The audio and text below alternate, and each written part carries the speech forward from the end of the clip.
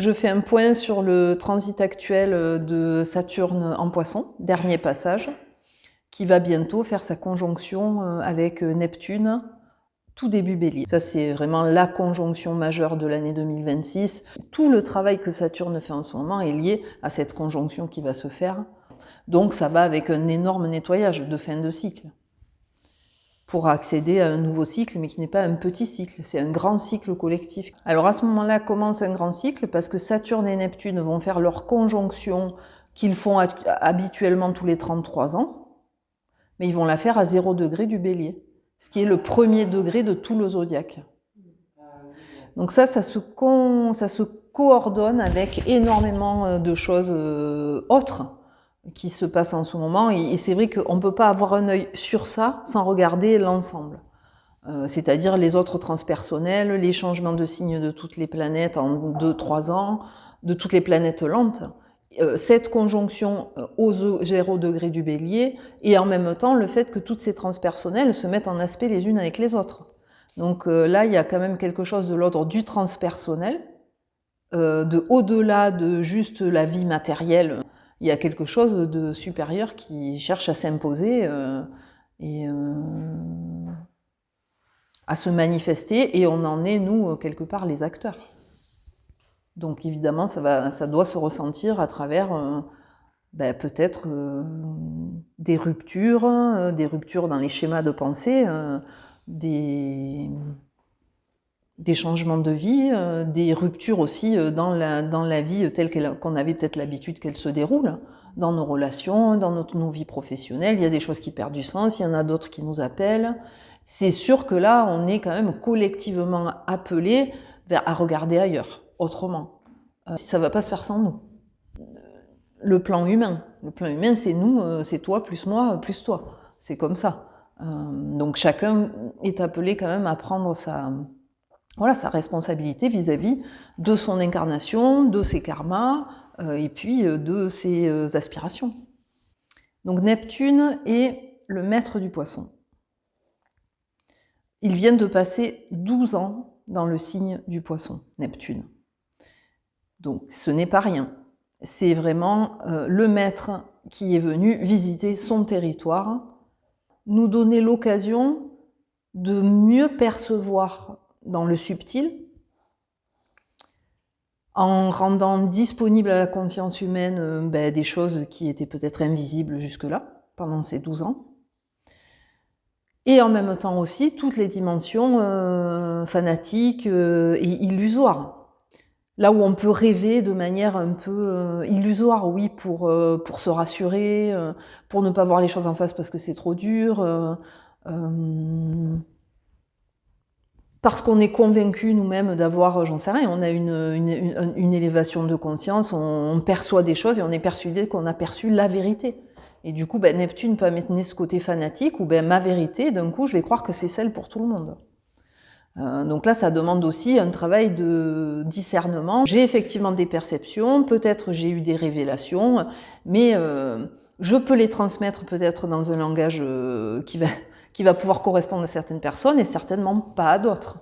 Donc c'est aussi le danger de ce transit qui a eu lieu pendant 12 ans, c'est aussi qu'est-ce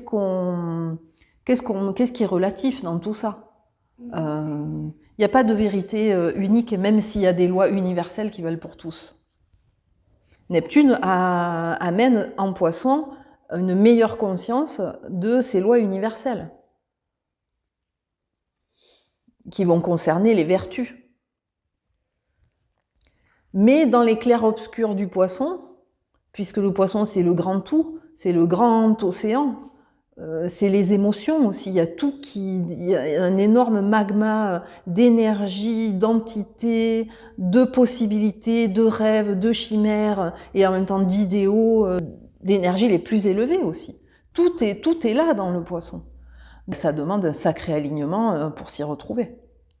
Pour ne pas s'y perdre, pour ne pas non plus être manipulé, trompé par des énergies qui peuvent sembler au départ séduisantes et qui finalement vont chercher plutôt à nous posséder qu'à nous éveiller et à nous libérer. Donc Saturne, depuis 2 ans et demi, il est entré dans le Poisson. Qu'est-ce qu'il a fait Saturne en Poisson? Ben, il a amené un principe de réalité. Il nous a confrontés aux endroits où justement on était peut-être en train de se leurrer, de s'illusionner, de croire qu'on avait trouvé la vérité. Il a amené du relatif là-dedans, il a amené des fois aussi de la frustration. Il a pu nous montrer aussi comment on est coupé à certains endroits de notre âme, de notre plan divin. Peut-être pour nous enseigner, Saturne est un maître.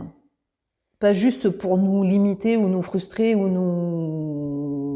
nous enfermer, mais pour nous faire travailler une discipline qui nous permette de nous élever dans ces valeurs plus élevées du Poisson, mais de manière correcte, juste, avec discernement, avec patience, avec persévérance, avec discipline, avec maturité.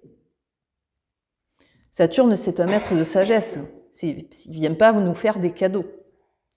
Il vient nous montrer ce qui ne va pas, il bloque tout ce qui ne va pas, pour nous montrer où est-ce qu'on va devoir ajuster nos comportements et nous aligner sur les lois qui vont nous permettre de concrétiser nos intentions les plus élevées en Poisson. Bien, en respectant les lois de la matière. Saturne, c'est les lois de la matière, c'est les règles de société.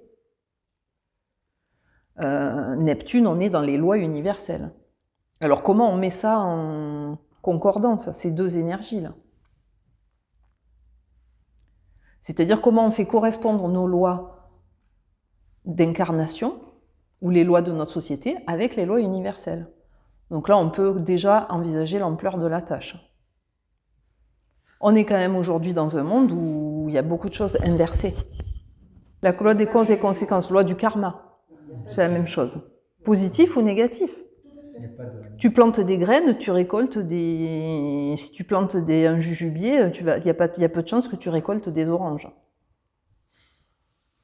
J'en sais rien, si tu fais les choses dans le cœur et avec amour, tu n'auras pas les mêmes résultats que si tu les fais dans la colère et la frustration. Quand je dis aligner les lois universelles avec les lois de l'incarnation, ça veut dire aussi être conscient de ce qu'il y a derrière nos actions, derrière tout ce qu'on fait, tout ce qui nous agit. C'est-à-dire le Poisson nous ouvre les plans subtils, il nous ouvre donc à notre psychisme. À toutes nos autres dimensions que juste la dimension d'incarnation. Et Saturne nous rappelle que dans tout ça, il y a des règles.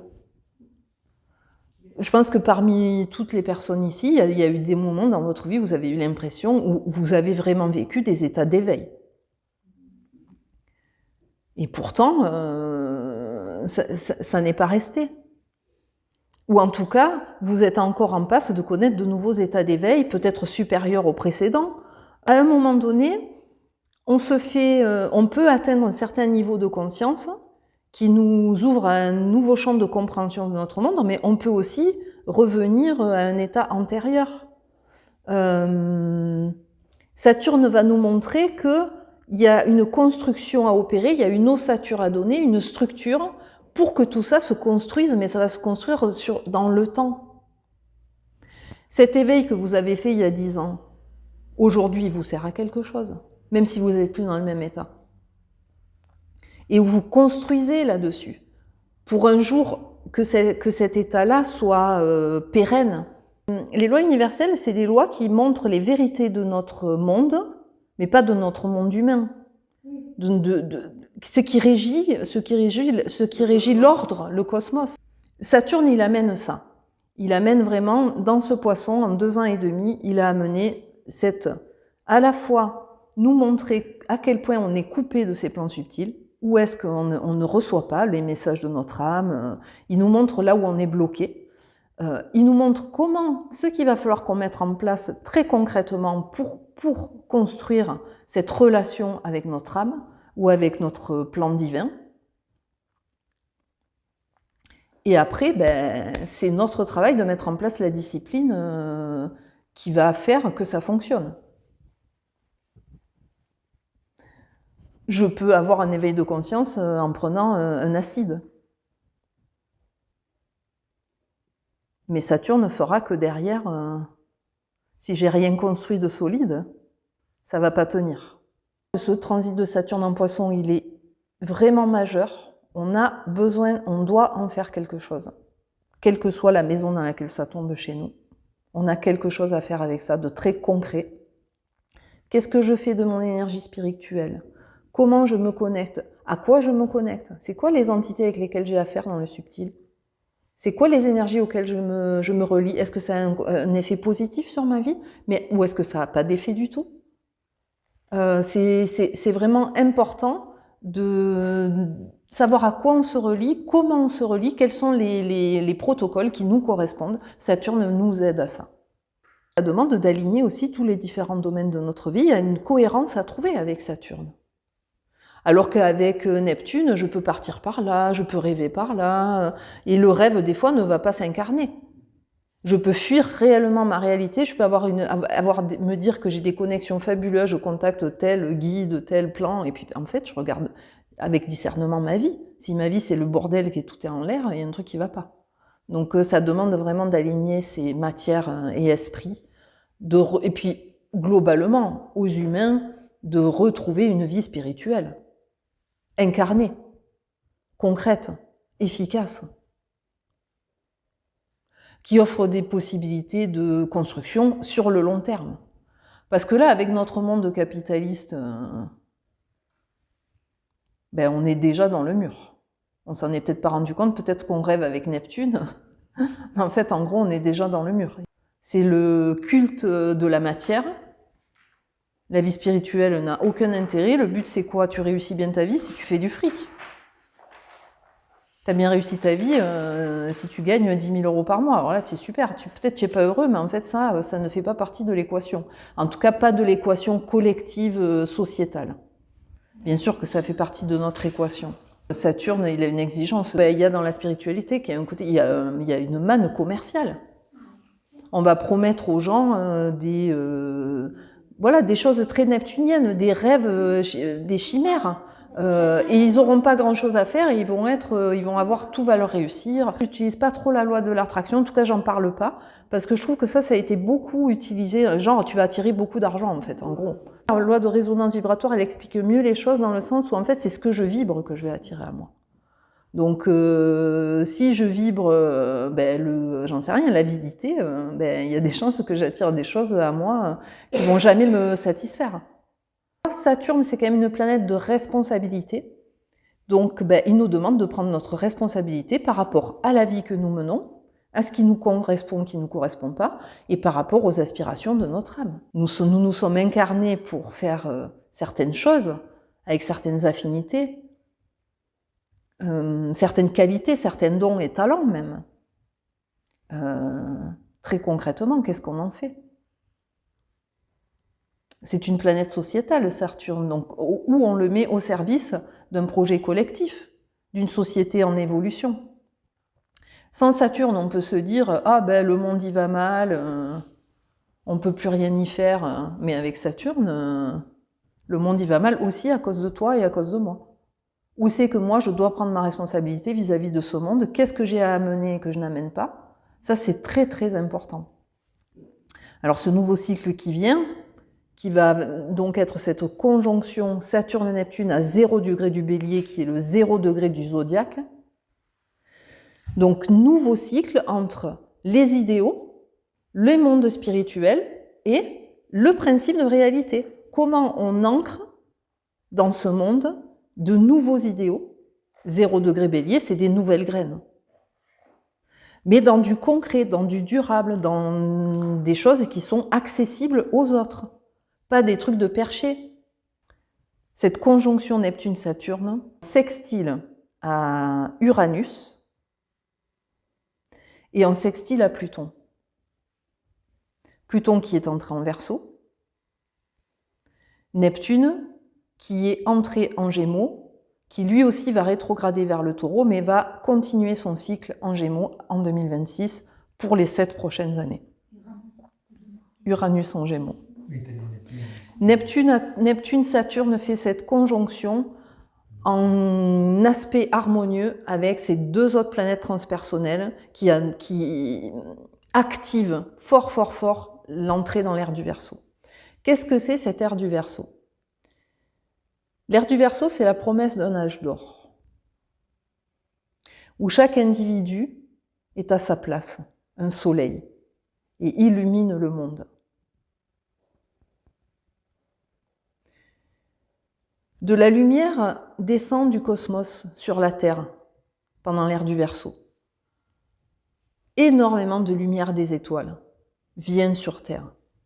Cette lumière de très haute vibration, elle va toucher les consciences de haute vibration en premier. Si les consciences de haute vibration ne prennent pas leurs responsabilités, n'utilise pas cette énergie en se disant « Ah, ben peut-être je n'ai pas encore le niveau, il faut que je fasse telle formation, ah non, mais peut-être dans 10 ans, ah mais j'aimerais faire ça, mais en fait je le ferai plus tard. » Ben, du coup, cette énergie, elle va descendre à un plan de conscience en dessous. En fait, elle va se dégrader au fur et à mesure qu'elle va descendre. Moins il y a de gens dans les hautes vibrations qui vont utiliser cette énergie, plus cette énergie va dégrader et elle va descendre dans les basses vibrations. Donc, ce qui fait qu'à l'heure actuelle, on se retrouve avec des bonhommes à la tête de nos pays qui sont des très très basses vibrations, mais qui reçoivent beaucoup beaucoup d'énergie qui n'a pas été utilisée par des gens comme vous et moi. Donc c'est ça aussi l'ère du Verseau, c'est une ère de responsabilité individuelle vis-à-vis de nos aspirations, vis-à-vis de notre âme, de nos missions, de nos rêves. Nous devons incarner nos rêves et utiliser cette énergie qui vient à nous.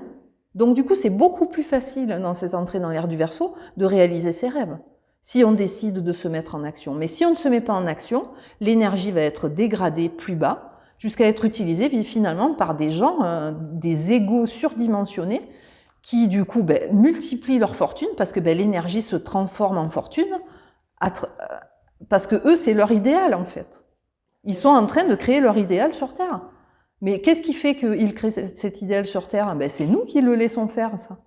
Nous avons cette responsabilité à prendre vis-à-vis de nos projets d'âme, d'en faire quelque chose. Et l'énergie spirituelle nous est donnée pour en faire quelque chose, énormément d'énergie. Nous pouvons faire énormément de choses. Concrètement, comment faire entrer cette énergie spirituelle, Neptune, Poisson, dans la matière, Saturne, d'un renouveau 0 degré du Bélier.